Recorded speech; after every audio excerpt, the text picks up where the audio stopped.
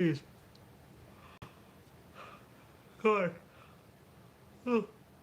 A sneeze and a yawn at the same time would have been dangerous. Oh. Whew. Alright, it's gone. I don't know where it went. Where does a sneeze go when it doesn't come out? Sneezes are weird. So many of our bodily functions are just strange. Oh well. Here we go in 3, 2, 1.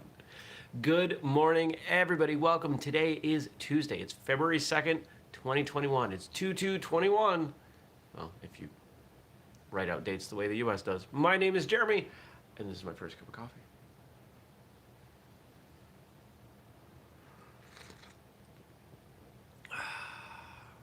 Y'all know you can get these mugs at whistlekick.com, right? We make these mugs. I never talk about that.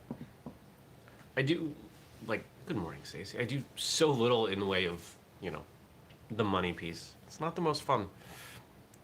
You know what I wish? Here's what I wish. I wish we had a Patreon that just covered the costs. If we just had that, I think I would barely talk about the money side of things. Oh well. Maybe we'll be there someday. We're selling some stuff, so that's cool. Selling some programs. Yeah. It's snowy out. We didn't get that much. I mean, it was a little bit. I saw the plow go through. Barely seemed like it moved anything. Those of you who live south of here, though, from what I understand, you got some snow. If you're watching live and you got some snow, tell me how much snow you got, because I find that interesting. Not quite old enough that I sit and watch the Weather Channel, but I still find weather interesting. I actually don't know why people do that. Why do they watch the weather? There's so much better stuff to watch. It's literally, it's investing your time in knowing what's going on elsewhere in a way that does not affect you. Yeah, once in a while there's like a hurricane and it ruins the corn, and then tortilla chips cost more or something. I don't know, but worry about you. I had a weird dream. I didn't understand it, but I accidentally ripped someone's ear off. I won't describe it more than that. It was an accident. It was gross. There was blood. I definitely dream in color. Yeah. So yesterday was Monday. What happened? I worked, and I worked out, and I ate food, and I went to bed. That's most days, isn't it? That's most days. Did a number of things. So not installed, it's all mobile. Set up new lighting. I ordered new lighting for my office because I was tired of the glare on top of my head. So I decided to fix that just in time for Whistlekick Live tonight. Season 2, Episode 5 of Whistlekick Live. Come check it out. Facebook, 8 p.m. U.S. Eastern Time. I'll put the rebroadcast up on YouTube for tomorrow, if you can't make it live. But you should make it live because it's fun. Gabe puts a ton of work into it, and I really appreciate all he does. As of yesterday, my novel had sold something like 20 copies. That's not too bad. I'll take it for the first weekend. Let's see how many are there as of today. Because, again, Amazon only shows me how many paperbacks have shipped. Good morning, Nathan.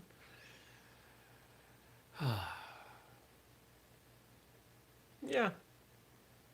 Writing books, lifting weights, talking to people about martial arts. That's my life. Saw additional work yesterday on the other 2 books that are in development right now. Neither one of which is definitely about martial arts. The other one has almost nothing to do with martial arts. But we're working on them. Let's see what happens. Chipping away.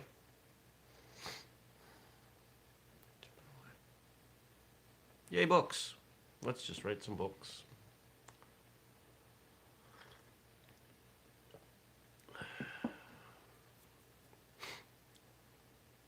What else happened yesterday?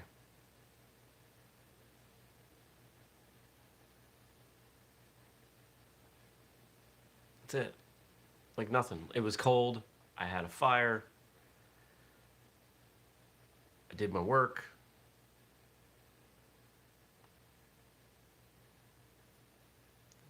And today's more of the same.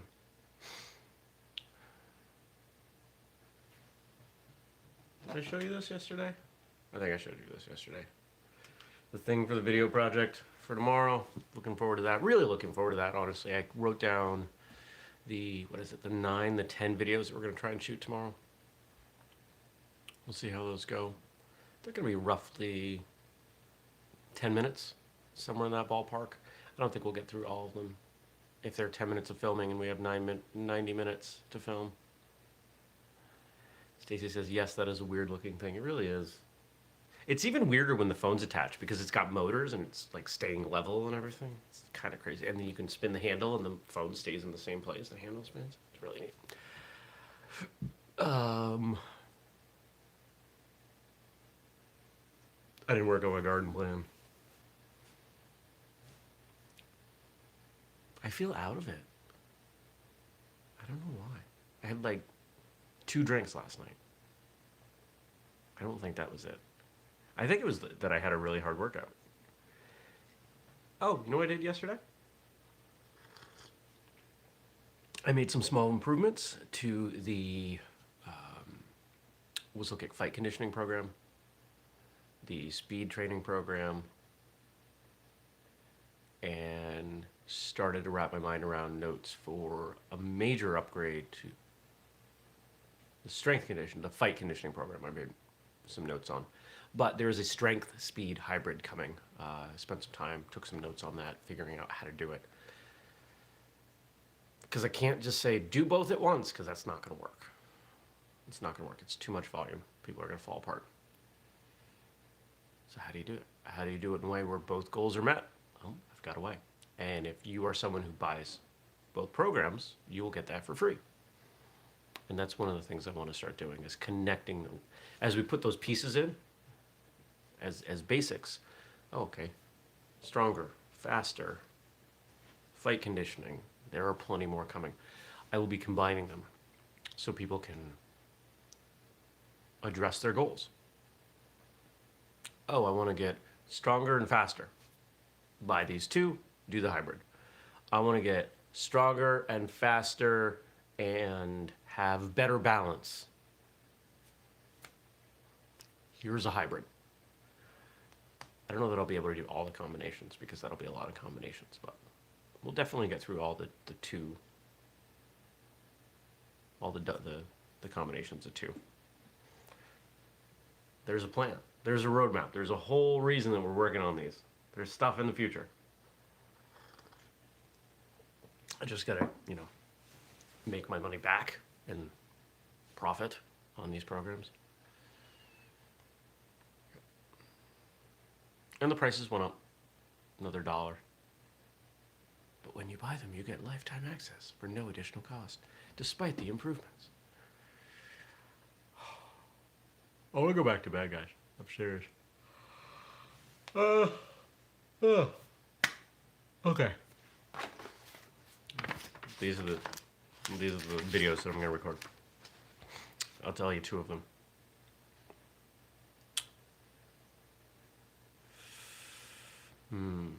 Back kicks. Back kicks, to be a back kick, really has to be the below the waist. It's meant as a below the knee kick for when you can't turn around. Can you kick higher? Yeah, but what happens to your hip? It rolls out. It becomes a side kick. A back kick is meant to just, it's a stomp. A back kick is a stomp. That's all it is.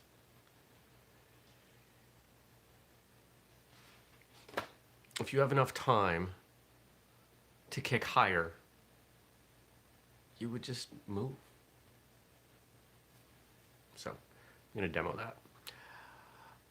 That's one of the videos. Some of these might be shorter than 10 minutes. I'm going to aim for 10 minutes because that's kind of what YouTube wants, but we'll see. And those are going on a whole separate channel, so I'll announce that.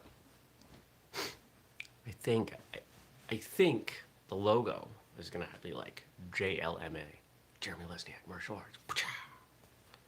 We'll see. I'm being rambly. Let's see what y'all gave me to talk about. I saw some stuff from Frank. Yep, Frank and Stacy. So thank you, both of you. All right. All right. We're going to start with Frank's quotes today. So it's Black History Month. And yesterday we talked about, forget the gentleman's name, administrator? No. Person in charge at the Smithsonian. And today, we look at the host of The Daily Show on Comedy Central, Trevor Noah, who is from South Africa, if you didn't know that. When you see someone as a human being, you begin to understand most people are doing what they believe is right. Yes, you've probably heard me say that. I ask myself, what if you were wrong? How would you want someone to engage with you? Would you want them to yell at you? This is one of the things I don't understand about the world, is that I understand that we are committed to our ideas. I understand that we all do what we think is right, and that we believe we are acting on the best information that we can in the best way possible. But what I think most people cannot wrap their minds around is the fact that everyone else thinks that too. We have this self-important instinct that makes us look at others and just think they're dumb. And how many people just dismiss everyone's beliefs when when they're different? Oh, well, you must be dumb because you don't agree with me. You like this thing or person or place or whatever, so you're dumb. Really? Is that the best you can do? A complete lack of empathy and understanding doesn't help anything.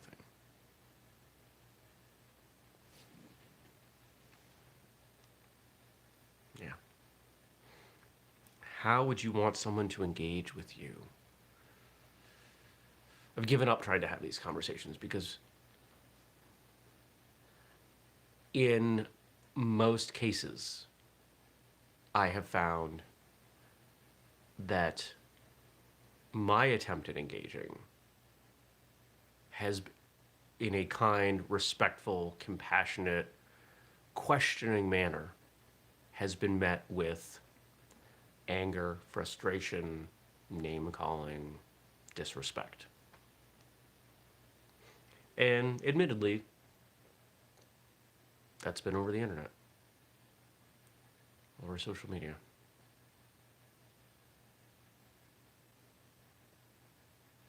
I'm surprised how much energy people put in to just being rude and disrespectful. Like, is that really the best use of your time? To just look around and see what other people are saying and doing and just rain on their parade? I was looking for a PG way of saying that.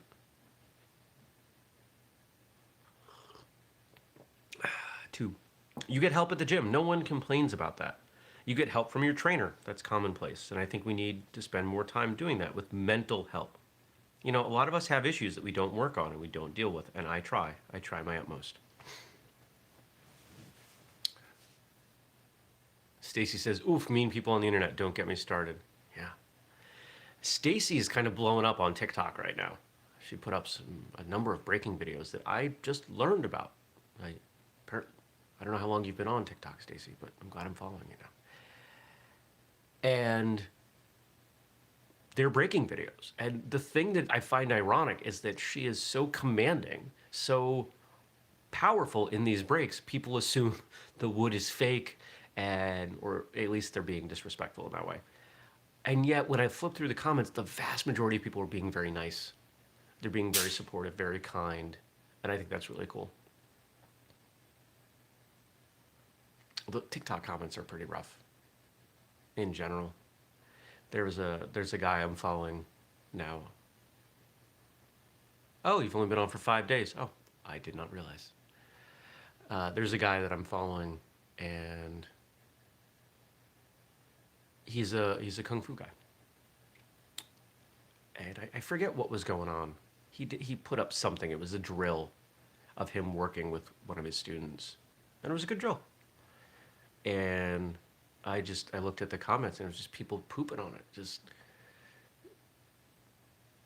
there's no they couldn't see the value in it. That wouldn't work. Blah, blah, blah, blah, blah. And it was because they didn't get it. They didn't understand enough about martial arts and him and kung fu to know what it was.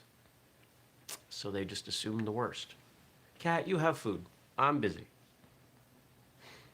Now, let's get back to this quote, the mental health and getting support.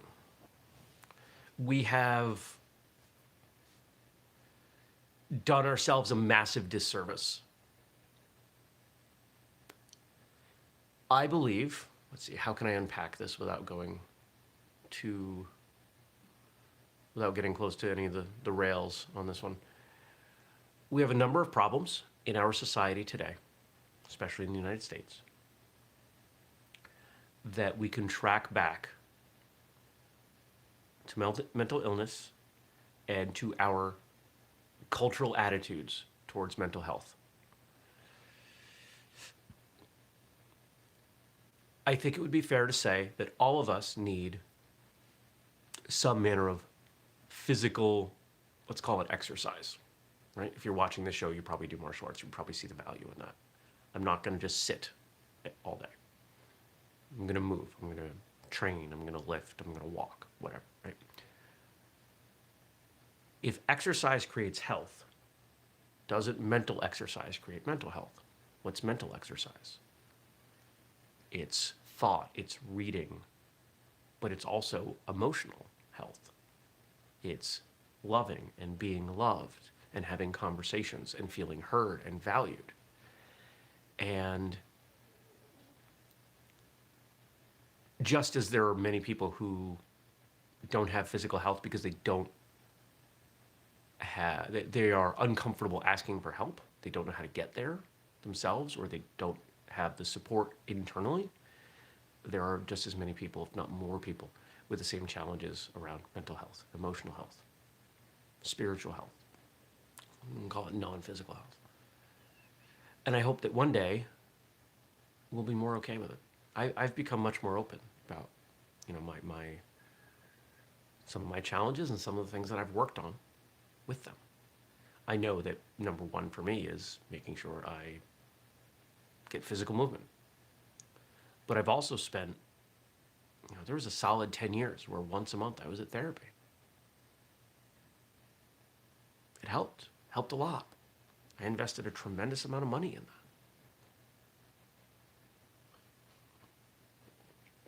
that. If I do just off the top of my head, about $15,000. I would do it again in a heartbeat. It helped. Made a huge impact on me. I am a different person. I'm a better person. I think that's a better way to say it. If you need help, if you're considering help, if you want help, if you don't know where to start, you can email me, jeremy@whistlekick.com, and I will offer you my thoughts. I'm not going to be your therapist, but I'll help you as much as I can find whatever resources seem most appropriate. I'll meet you where you're at. Because there were people who did that for me. Next. I'd get suspicious looks from people just walking down the streets. "Where are you from?" they'd ask. I'd reply in whatever language they'd addressed me in, using the same accent that they used. There would be a brief moment of confusion, and then the suspicious look would disappear.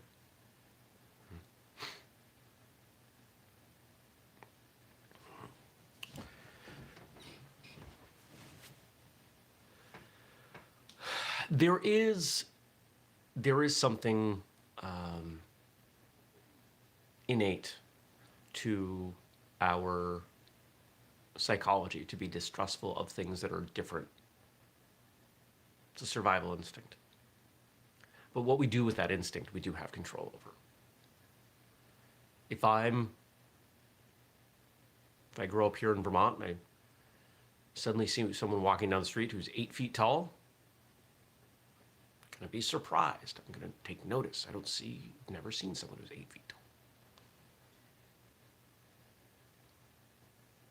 Now, what can I do? I can do a lot of things. I can run away. I can engage. I can, depends on how safe I feel in the environment. But I think that the piece here that's really important is returning the conversation in the same language and with the same accent. Communication is critical. Right? We've talked about that many, many, many times. I'm sure you know how important communication is. You use it every day. But the idea of being able to engage with people in their own voice when you're in their space is important. I make an effort when I travel to places where I will be able to, at least in a basic way, engage with them. No, I mean, I'm lucky. I speak English. English is the most common second language, if I remember correctly, in the world. It's pretty uncommon for me to find people who don't speak English. But I've been to countries where my Spanish was better than their English. All right, we're going to figure this out. And I've been plenty of places where people were, maybe my accent or my dialect, some of my vocabulary wasn't quite spot on to what they used regionally, but they appreciated the effort. I'm not someone who gets bent out of shape when someone doesn't speak English. I'll still try to help them. I'll still try to work with them. Where are you trying to go? Whatever. But if they do know some English, I'm not gonna mock them for knowing it well, because they probably know English better than I know their language.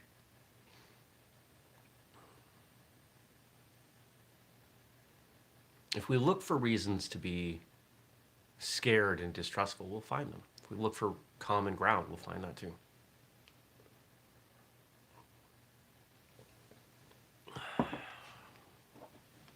Just got to look for it. Last quote from Trevor Noah, then we'll talk about Stacy's got some really good questions here. When I was learning how to box, that was the number one thing my trainer taught me. He said, you can't get angry every single time I hit you, because that's why you're here. You're going to get hit. Acknowledge that you're going to get hit, and now focus on how you're going to fight properly. And living through the times is exactly the right way to put it, because I have seen a slice of this only on a different continent.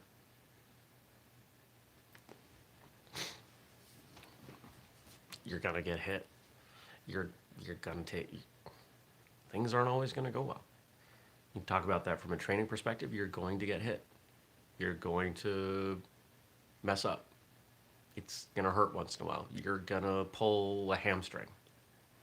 It's gonna be an injury. It's part of the process.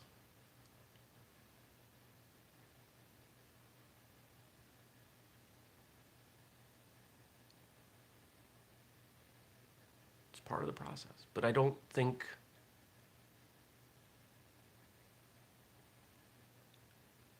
we always remember that. I think sometimes we have these expectations that, we're going to perform perfectly and we won't have to take our lumps, but we do. They're necessary. That's where the growth comes from. If you knock it out of the park every time, what's the point?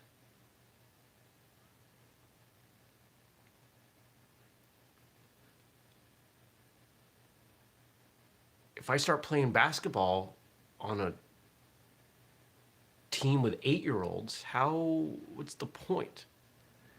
I mean, some of them might be my height, but you know what I'm saying?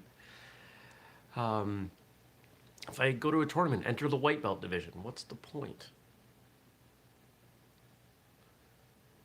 We're trying to improve via testing ourselves, whether that's in training or competition or just in life. It's those tests and the lumps, the getting hit, that lead to changes. We don't change just because we felt like it. We change because we have to, because there's a consequence involved. We stop spending our money in a certain way because we're out of money, or we find ways to be more efficient with our time because we run out of time.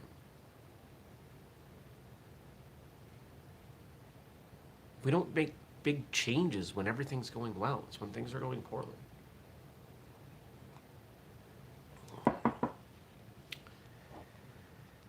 All right, so Stacy says, let's start with this one. What do you think of the casting in Cobra Kai, and any predictions for season 4? Casting.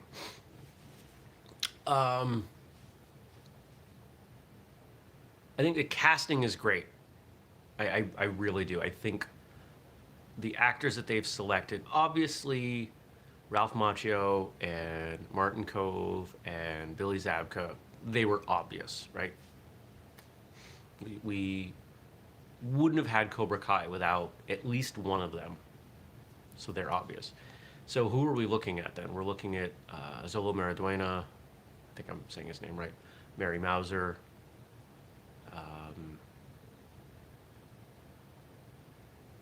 the others. I don't remember the blonde girl's name. I don't remember the other guy. There's kind of that second tier. I think they've done a really good job. I think they're great actors. They're playing their roles very well. The writing is really good. Some of the arcs of the story I'm not so thrilled with, and they come through a little bit awkward. But they're telling a story, and they're telling the story the best they can, and I'm going to keep watching. So predictions on season 4.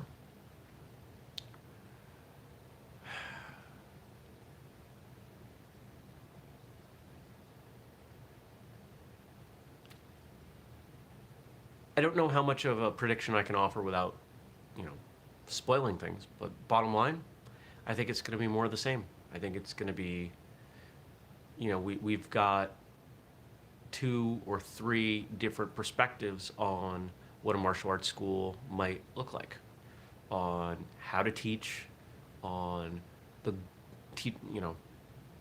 why to teach, how to teach, who to teach, where to teach.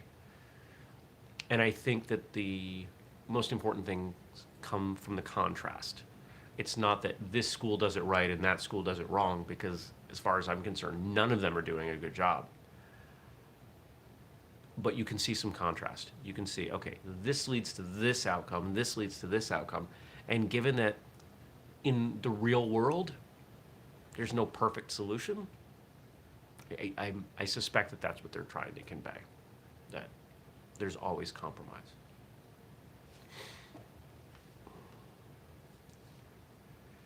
I hope it doesn't get more over the top. I liked season 1 and 2 much more than season 3. And our last question, once COVID is under control, how do you think the training will be permanently changed? I don't think it will be permanently changed. I think the majority of schools are hell-bent on getting back to the way things were in terms of training and how people train, sparring, physical contact, etc. If there is a change, it may come from one of 2 places. One, supplemental classes being done online, or even just filming classes so people can watch from far away, or YouTube, whatever. And then cleaning protocols.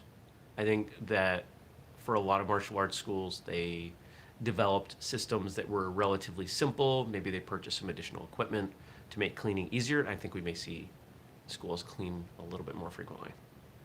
Those are the 2 changes that I see coming. Broadly. There are other schools, some of the schools that I'm working with instituted some things that kind of hybridized in-person and online training. I expect that they will keep some of those things.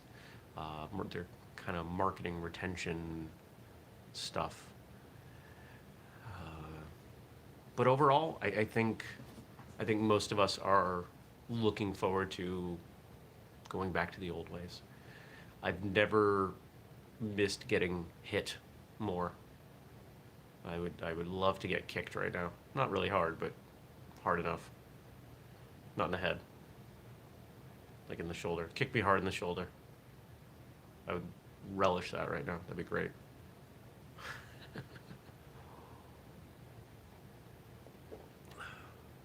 think it's snowing. I can't quite tell. All right, so I'm gonna go. I'm gonna go work more on those training programs. I want to get that strength speed hybrid. Stacy says, boot to the head. Yes. I'm gonna get that strength speed hybrid knocked out over the next few days. That's my morning project. And I hope you have a great day. I hope you'll leave me some feedback, some stuff to talk about once the show closes. I hope you will come to Whistlekick Live tonight on Facebook, 8 p.m. U.S. Eastern Time. As long as you are a fan of Whistlekick, you should get a notification that that we went live. There's an event. You'll find it. Leave me some stuff. I already said that. Subscribe, turn on notifications, buy a mug at whistlekick.com, join the Patreon, all that stuff. Thank you, everyone, and I'll see you tomorrow. If I don't see you tonight, take care. Peace.